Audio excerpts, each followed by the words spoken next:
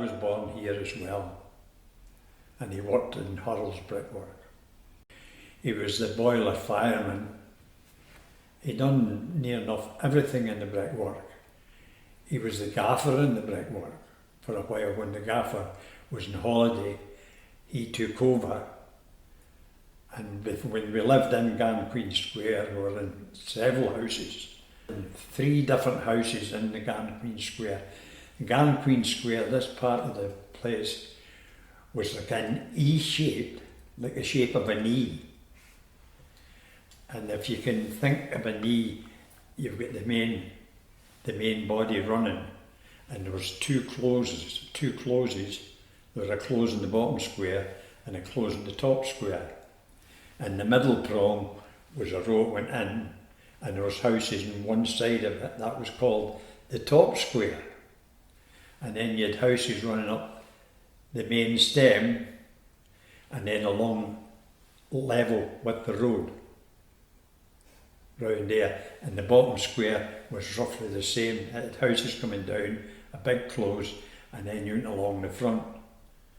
And at the start, after I was born, we lived in the very end of the E in the bottom square. Then we moved from there to the one at the opposite end of the E, which was right next to the loch. We stayed in that one for a while, and then we moved up to the one next to the road. And we moved from there to Listen. Can you describe the houses in the square? And there were the beds, the living room had a bed in it. The bed was set back and off the and you had another room. And that's the way you lived. Did you have running water and bathrooms? Yes, you had running water, and the bathroom was actually outside. You went out the door and into the toilet. The toilet was attached to the wall. And where was the bath? There was no bath. You just washed at the sink.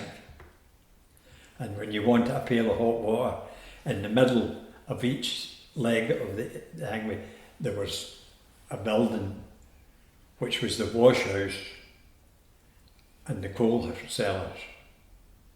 And when you wanted hot water, you just went out to the boiler and dipped a bucket in and carried it back to the house to get washed. You got washed at the sink. So you didn't have tin baths? No. The first tin bath I had was when we went to get Listen with a zinc bath. And we used to pull that into the room in front of the fire, a coal fire, and fill it with hot water and lie and have a bath in it. My father was John Gray, my mother was Winifred McPake. They were both born in Glenboig. My mother was actually born in Annet Hill, which is part of Glenboig, but my father was Glenboig, and he worked in the Star Brickworks for 51 years from he left school till he retired. My mother, her family were all miners, but my father's family were brickworkers, and they lived in Annet Hill, and I was born in Chapel Bank in Glenboig. Until I was 7 years of age, I was brought up in they called it a single end, and it was one of the brickworkers' houses. My father got that for his job, and we lived there for 7 years till I was 7, and then we moved down to Marnock when they built the new council houses, and we moved to a 4 apartment, which was a big change, and we grew up there. My mother and father lived in that house nearly all their life till they got a smaller house when they retired. Going back to that time when you were small, what was Glenboig like? It wasn't as big as it is now, because of all these new houses round about it. But a lot of it has not changed. The main street was there, it's still there. And there was a shop on the corner which was called Johnny Robinson's, Well, it's no longer there now, it's a new building that's there. But the 2 pubs was there and everything. And there was a grocer's shop next to the shop, the big shop, in the centre of the village, and that was run by, I think, Henderson's. There was also a cooperative on the main street, with drapers and that, and for a small village, they had a shop, they had the cooperative, they had the butchers, they had an ice cream shop, and the chemist. They had a chemist at one time. Yes, it was quite easy for shopping. Did you have a doctor's surgery? Yes, for Dr. Clark. Dr. Clark's surgery was there. It's now a house. It sounds like a very well-equipped village. It was. What was the community like? Very friendly, because you had the church as well. You had the Masonic Hall, and your wee meeting across the road, the Eastern Star. But the village was a happy place to be. And of course you always had the loch. You could always walk round the loch. Which school did you go to? Our Lady in St Joseph's Primary School. Well, when we started school, we had the 3 infant classes, and you had your infant teacher for about 3 years, and then as you went on out the infant classes, there was different teachers there, but normally, well, I remember I had the same teacher after the infant classes, they called it, till I went to the high school. So I only had like really 2 teachers, which was great, and liked the teachers, it was good. And what were your favourite subjects? I always remember I liked writing. I didn't like sums very good, but eventually I got the hang of it. But I suppose you would call it English. I liked the reading and the writing. And just things that I can't just remember everything else. You know, I liked history. Liked the history. Just it was a good school, and everybody knew everybody, and it was there was always things happening. You know, there was we used to have parties at Christmas and stuff like that, Halloween, and we had a canteen in the school. You could go for your lunch, and you know, they used to take you out maybe in the good weather. They'd take you out on a nature walk. You'd go along round the loch, and you'd pick flowers and leaves and come back to school and draw them and stuff like that, you know, keep that in the art class. Well, when we played in Garden Queen Square, we run about all round the square and round about, and that's where we played. But once our family moved to Liston, we played in the brickwork at night. We done no damage, and the personnel knew we were in the brickwork at night, but they didn't stop us because we didn't do any damage. We just used to run in and out all the different stoves, and we run about and played. And the games, the sort of games we played beds, aeroplane beds. We only drew them in the ground, an aeroplane bed, and played on them. And sometimes we would get skittles and play skittles. We would get the plugs off the railway that fell out and put them down in a ring, and you'd throw others to try and knock them down and out it. And played hide and seek. When you're playing hide and seek, of course you run all in through the work and kick the knacket. Some says, what was kick the knacket?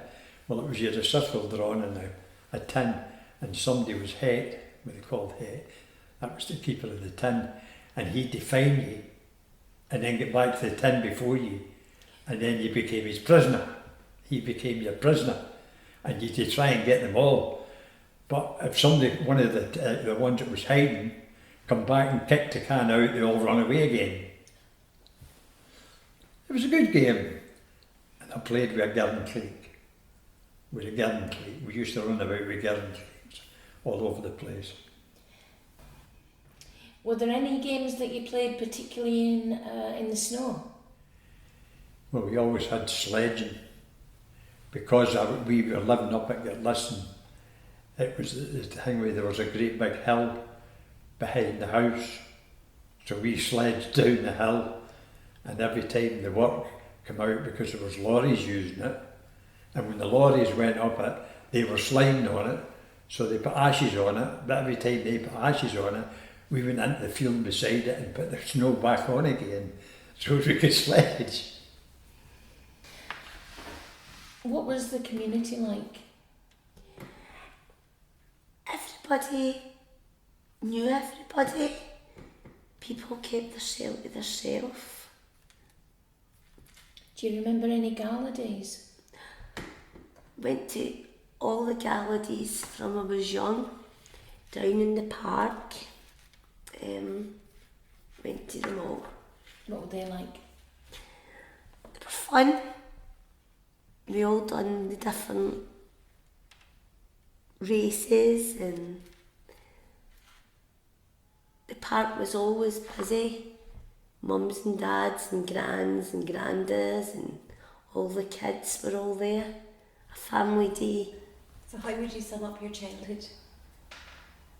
Very happy. Plenty to do, we were never bored. Never bored, we'd always places to go. I think we were fortunate here. We had, when we got older, we had the youth club, so there was lots to do. On a Monday night, right through to a Thursday, every night out of the school, and it would be netball, Scottish country dancing, and they had Irish dancing, and they had drama. And on a Wednesday night, that was your club night. So all the classes got together and this man played the piano and we learned to do all the old time dances. So that was our week. And we went there from I think you were allowed to go when you went to the high school, say about 11. And that was you till you went to work at 15 or whatever. So as I say, we were never bored. And we used to, the likes of when you went to the club, you'd enter competitions for the dancing, Scottish dancing, and I always remember we won the Lanarkshire Cup one year and we were delighted, we'd go to Hamilton to do this, and they were happy days, they were good. Cinemas or? Oh aye, we had a cinema in the village, and it was a great wee cinema, and every Saturday they had a matinee for the children and we'd go there, and it was really good. I think we had threepence, 3 pennies, that was old money to get in, and so we went there every Saturday. And then when you got older, you were allowed to go at night time. Yes, there's gala days. At the coronation, there was a gala day on as well, at the coronation. And then they paraded from Marmor.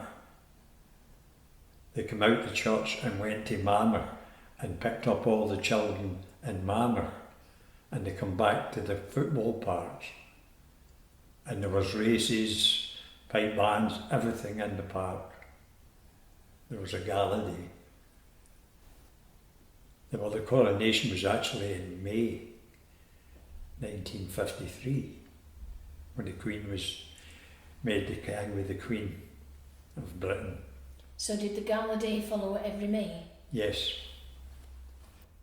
Were there any other kind of community events? Well, there's football matches and everything, and sometimes you get a women's football match, which was good fun to go and watch.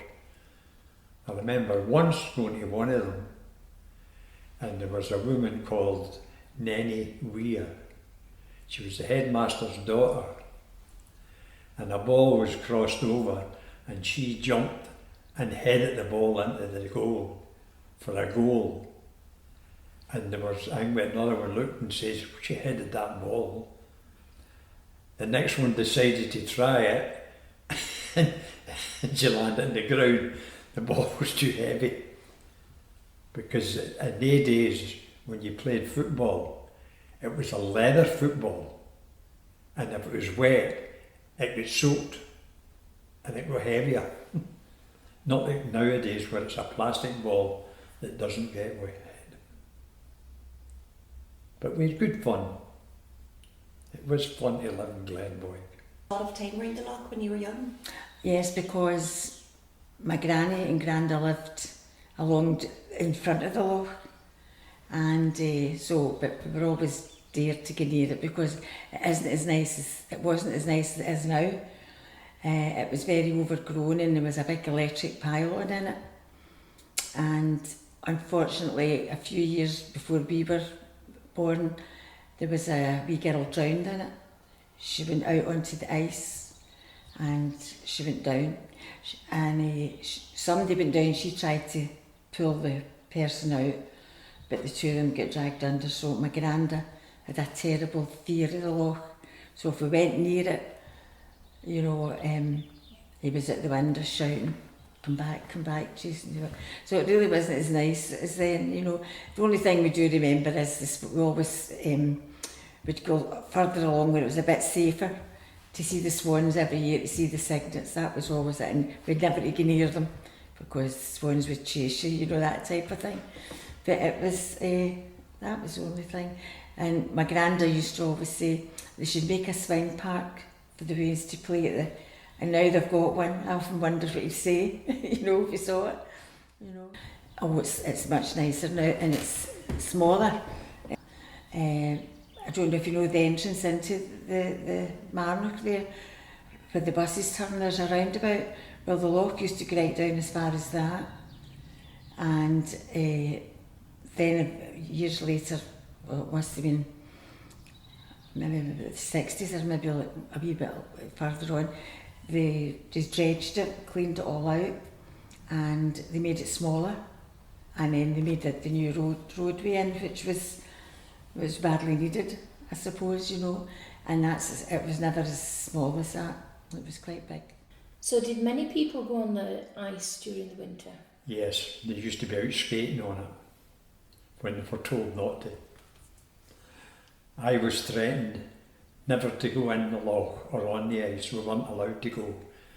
My mother and father were strict on that because they knew the danger. But apparently it was my brother that told me I fell in the loch when I shouldn't have been in it, and it was a gentleman called John Snedden who pulled me out. So when it wasn't icy, did you play around the loch?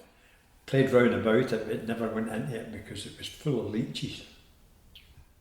What was it like back then, the actual loch? Was it clear? Yes, it was quite clear. There was a hot bit down at one end. We used to call it the hot place. Well, that was because it was the water coming from the brickworks, and the pits was warm, and it used to be steaming all the time. And there was always 2 swans on the loch. Oh, they stayed there all the time till they died, and then the swans died, another 2 took their place. And there's still 2 swans in the loch to this day. What are your favourite memories about Glenboig? My family, my mum and dad, my gran, my granda, my papa, my granny, my aunts and uncles, all my friends, all my childhood, going to school, everything. It's just a lovely village to be brought up in. And as I say, I've lived in it 52 years of my life. Could you tell me about the local industries in the area? Well, there was the brickworks, and there was one there in the village. It made fire clay bricks, which were quite world famous actually, because what they were special bricks that they used. My father used to tell us about it because that's where he worked, and it was they used them for furnaces, and they were used for all different, the Queen Mary, the Queen Elizabeth, these famous liners. And this is what was built, and their furnaces on the ships, was the bricks. Then there was another one, Harrow, but I don't know what kind of bricks they made, but it was different from they were called the Star Works, Glenboig. It was Glenboig Union Fire Clay Works, and then they extended and it became the Star Works. So my father worked it was a continuation, you know, so he worked there. He worked in the kilns, firing the brick. But my mother had a lot of brothers, and they all worked down the coal mine in Annet Hill. So that was really the industries there. I don't think they would maybe move, my aunts and uncles, they all just worked in the village.